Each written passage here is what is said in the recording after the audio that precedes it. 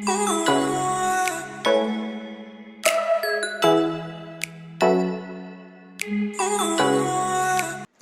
Friends, welcome to Sugan's cookery.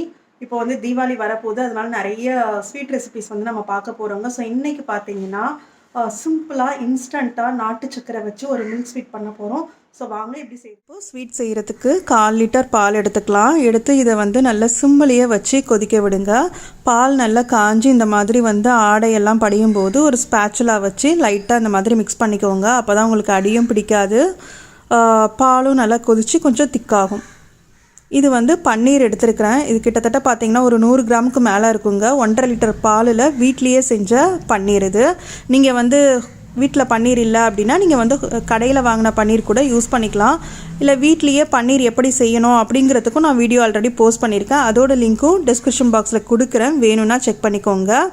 So இப்போ இந்த பாலில் பன்னீரை சேர்த்துட்டு நல்லா மிக்ஸ் பண்ணிக்கோங்க. பார்க்கும்போதே உங்களுக்கு தெரியும் பன்னீர் வந்து ஒன்று பெருசாக இருக்குது, ஒன்று சின்னதாக இருக்குது. ஸோ அன்ஈவனாக இருக்குது இல்லையா? அதனால் இந்த ஸ்பேச்சுலா வச்சு லைட்டாக இந்த மாதிரி மசிக்கிற மாதிரி மசிச்சு விட்டிங்கன்னா போதும். உங்களுக்கு வந்து எல்லா பன்னீரும் ஒரே சைஸஸில் உங்களுக்கு கிடச்சிரும். ஸோ இந்த மாதிரி ஒரு 2லேருந்து 3 நிமிஷம் நல்லா இந்த மாதிரி ஸ்பேச்சுலா வாட்டி மிக்ஸ் பண்ணிக்கோங்க. மிக்ஸ் பண்ணிவிட்டு இது கூட நம்ம வந்து சர்க்கரை சேர்க்க போகிறோம். நான் வந்து இன்றைக்கி எடுத்துருக்கிறது நாட்டு சர்க்கரைங்க. 3/4 கப்பு நாட்டு சர்க்கரை சேர்த்துக்கிறேன்.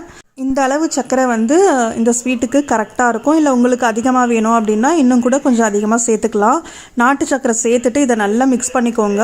சப்போஸ் உங்களுக்கு வந்து நாட்டு சர்க்கரை வேண்டாம், வெள்ளை சர்க்கரை யூஸ் பண்ணணும் அப்படின்னா நீங்கள் அது கூட யூஸ் பண்ணிக்கலாம். இதே அளவு நல்லா மிக்ஸ் பண்ணிவிட்டு இதை அப்படியே சிம்முலையே வச்சு நல்லா வேக விடுங்க. இப்போது இதில் வாசத்துக்காக கொஞ்சமாக ஏலக்காய் தூள் சேர்த்துட்டு நல்லா மிக்ஸ் பண்ணுங்கள்.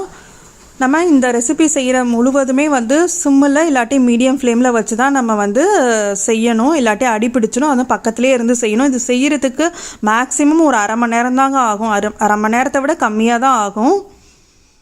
ஸோ இந்த மாதிரி கிண்டிகிட்டே இருக்கும்போது அதில் இருக்கிற தண்ணியெல்லாம் வற்றி கலர்லாம் நல்லா மாறி எவ்வளோ அருமையாக இருக்குது பாருங்கள். பார்க்கும்போதே அவ்வளோதான் நம்மளோட மில்க் ஸ்வீட் ரெடி ஆகிடுச்சு. இதை வேறு ஒரு டின்னுக்கு மாற்றிடலாம். ஸோ நான் அந்த டின்னில் வந்து கொஞ்சமாக நெய் தடவி வச்சுருக்கிறேன்.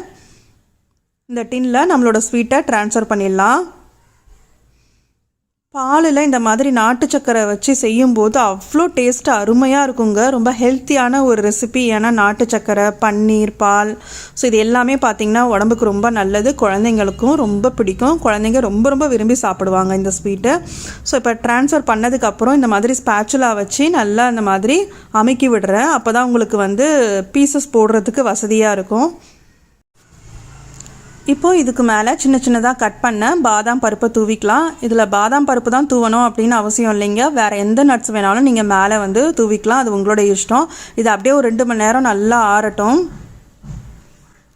இப்போ பாருங்கள் 2 மணி நேரம் ஆகிடுச்சு, நல்லா செட் ஆகிடுச்சு. இப்போ வந்து இதை நல்லா பீசஸ் போட்டுக்கலாம். பன்னீரில் தான் செஞ்சுருக்கோம், அதனால் டேஸ்ட்டும் சொல்லவே வேணாம், அட்டகாசமாக இருக்கும். எவ்வளோ ஜூஸியாக இருக்குது பாருங்கள் ஸ்வீட்டு. இந்த ஸ்வீட்டை நீங்களும் செஞ்சு பாருங்கள்.